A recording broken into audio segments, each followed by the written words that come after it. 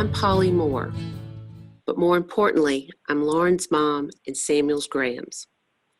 It was shortly after our daughter died in 1990 that a neighbor slipped a piece of paper into my hand with the words, "Our friends said this group helped them." It contained information for a local chapter of the Compassionate Friends.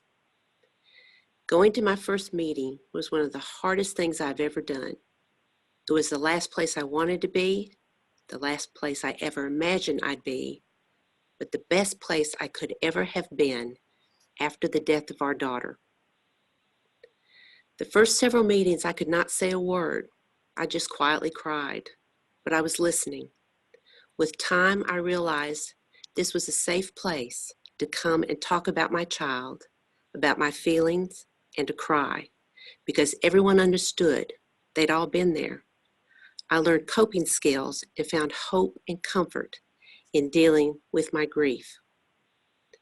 When our grandson died 16 years later, those same lessons were fundamental in dealing with the double-edged grief I experienced as a bereaved grandparent. The grief of losing a grandchild and witnessing the grief and pain of our son and daughter-in-law at the death of their child and being supportive of them. Grief is hard work.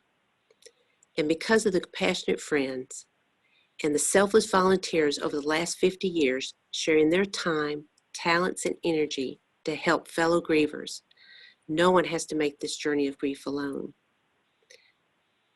Some people say, "You've been associated with the Compassionate Friends for almost 30 years?"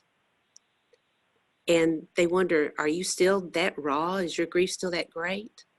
It's not because I'm back in the very beginning where I did need the Compassionate Friends to make it through every day. It's because there was someone there when I needed them most. And I want to be there so that when the next person that walks through that door needs help, that they will find it. And your broken heart just won't mend, you can turn to the Compassionate Friend.